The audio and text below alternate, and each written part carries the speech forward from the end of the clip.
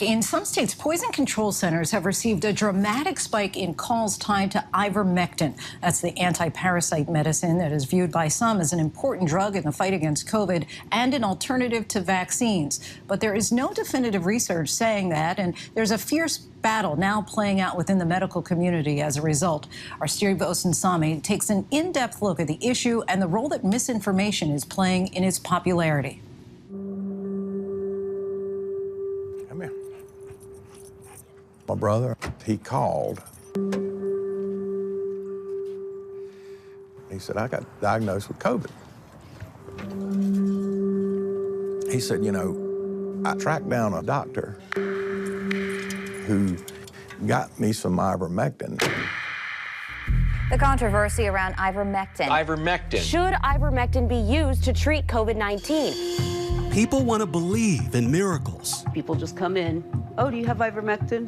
Pay for it and go. And one of the latest false hopes is in a drug that every pillar of the medical community says should not be used to treat COVID outside of clinical trials. To date, there's been no studies that have been shown to prove that ivermectin works in the prevention or treatment of COVID-19. But there are popular voices suggesting that it works. I feel pretty incredible. There is this treatment in ivermectin. What Joe Rogan and others are saying hasn't been proven, but in this divided world where people are fighting over how to respond to the pandemic, the explosion of interest in ivermectin has led to a booming online industry. You received ivermectin and he prescribed you 30-day supply. Where we were able to legally buy it with home delivery without ever seeing, talking with, or even hearing from a doctor. You don't have any medical knowledge or... I don't have any medical knowledge at all. I'm so sorry, but I really don't. The history of ivermectin isn't really that long. Doctors around the world have been using it since the late 80s to change lives, but only as a drug meant to help people suffering from head lice and other parasitic infections, or in higher doses, used to safely treat pets and livestock. The scientists who created it won the Nobel Prize for Medicine in 2015. Fast forward to March of 2020, to a research lab in Australia and a world that was scrambling to find ways to treat COVID. We thought that maybe ivermectin might be useful. A group of Australian researchers reported that when they dropped a small amount of the drug into a test tube of the coronavirus, some of the virus died in just 48 hours. But what happened in that test tube didn't prove that the drug could heal a person sick with COVID. And there are many scientists who say it should never have started a movement without more research. Soon there would be more small studies suggesting possible benefits, but not a single large, rigorous one showing that the drug treats COVID. But in the middle of the lockdowns, within a few months, there was a run on ivermectin around the world. Our next speakers are the hero doctors going against the grain of what the establishment wants them to do. Here at home, despite a warning from the FDA, there was now a community of American doctors like Dr. Pierre Corey, preaching wild claims. It basically obliterates transmission of this virus. If you take it, you will not get sick. Sitting in his white coat before the U.S. Congress, he called it a, quote, miracle cure for COVID infections. There is a drug that is proving to be of miraculous impact. And when I say miracle, I do not use that term lightly. But that so-called miracle didn't work for Dr. Corey when he caught COVID months later. Even though ivermectin is a good drug for some parasites, it has not been shown in a well-controlled, placebo-controlled trial to be effective in COVID. Dr. Corey is not alone. We are America's frontline doctors. There are now small but loud groups of these physicians who are encouraging drugs like ivermectin online and discouraging vaccines. And there's money to be made. ABC News obtained this email from yet another group that sent this to recruit new doctors last summer, telling them that we have physicians making tens of thousands of dollars a month and that it's all cash pay. On one of the websites where they offer online consultations and give prescriptions for the drug, they share testimonials. I think I have COVID. Oh, I know about ivermectin. I really believe that helped me get well. And remember that the FDA and every other health agency is saying that this is not the way to treat COVID, but sales are blowing up anyway. In this chart from the CDC, you see the spectacular rise in prescriptions being filled for ivermectin. At one point, nearly 25 times what was normal. I think it is time to stop the vaccines. If anything out there in COVID-19 needs to stop, it's the vaccine program. This is Dr. Peter McCullough, a Texas cardiologist from a group called the Truth for Health Foundation. And he tried to tell me that a person's chance of dying from the vaccine is actually greater than getting COVID and dying from the disease. You don't believe that the COVID vaccine is actually helping us, and that's the... No, there's no evidence of that. You don't believe that the COVID... There's no evidence you don't believe that any of the vaccines are helping Americans or helping... No, they haven't. But there's plenty of evidence. Public health experts say that in just 1 year, the COVID vaccines have saved more than 1.1 million lives in America alone, and that people who aren't vaccinated are 14 times more likely to die of COVID.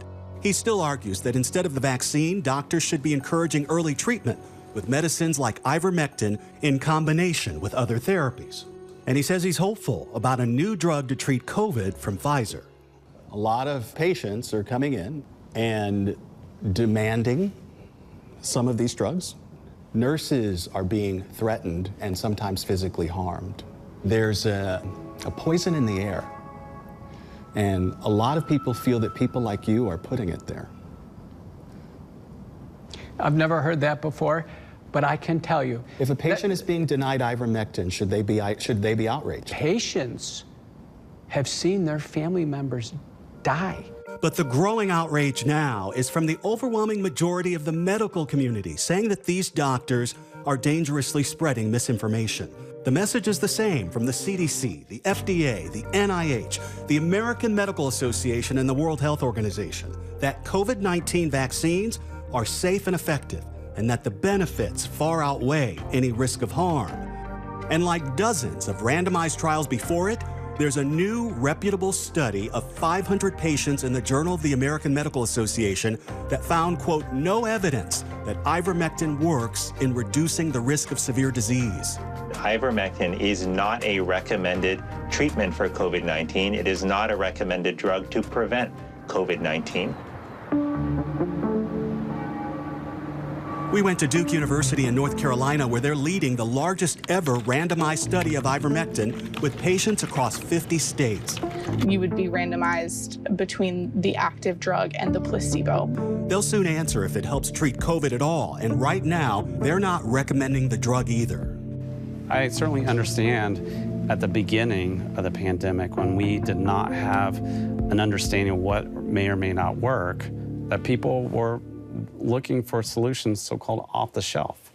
But at this point, where there are 3-4 drugs that can be used for COVID-19, we should be using those first instead of pushing this drug. That's right. Hey, welcome back. It is the Phil Valentine Show. Conservative talk show host Phil Valentine was one of the most powerful voices pushing repurposed medicines like ivermectin and hydroxychloroquine and preaching against the vaccines. I have never seen a drug so vilified in my life. He was unvaccinated, got sick with COVID last fall, and tried ivermectin. Weeks later, he died. Do you think that taking the ivermectin gave your brother false confidence? I think it made him feel better. You still firmly believe in the efficacy of ivermectin for use? I do. At the same time, his family tells us they now wish he had taken the vaccine. I was unvaccinated until this thing happened with Phil. You were? I was. I can take you to about 12 houses in this neighborhood where people got vaccinated because of what happened to Phil. His death, it caused a whole bunch of people to get vaccinated. But Phil Valentine is just one drop of caution in a bucket full of disinformation. The clamor to get ivermectin is so great that typical supplies are hard to find, and people have been clearing shelves at animal feed stores, buying versions of the drug meant for livestock. Driving a steep increase in demand while also sending people to the hospital. The FDA had to publish this warning, telling Americans that you are not a horse or a cow, and that these animal-grade medications could be toxic. I'm interested in ivermectin. Okay. Which brings us to how easy it was to get the drug on the internet After filling out an online application, I paid a $90 fee for the physician consultation. The very next day, a caller rang from Alabama. Are you allergic to any medication? I'm not allergic to any medication, no. I don't have any medical knowledge as far as the medicine or even about COVID. A couple days later, someone called from a pharmacy in New York State, offering me 28 pills and next-day delivery for $240. I will be sending a payment link on your cell phone number. Okay. Just click on that link and you can put in your card information and press pay. I never once talked with a physician or nurse practitioner. The drugs arrived by FedEx in 2 days. Although legally doctors can prescribe ivermectin to treat COVID, Congress is still investigating. We are significantly concerned. We think there are millions of dollars being made by various groups selling misinformation. It's all too much for emergency room physician Nick Sawyer in California. He leads a group of doctors called No License for Disinformation, who are helping to report doctors to their state medical boards, doctors who they say are spreading things that are untrue. We started a website, and we have a place where people can look up a physician's license by their name and then go to the specific state where they can file a complaint. And the state medical boards are getting an earful, reporting a 67% increase in complaints about medical providers accused of sharing false or misleading information on COVID-19. If any doctor wants to challenge my integrity, or if any medical board wants to have a discussion with me, bring it on. We are fighting a war, and it's an information war.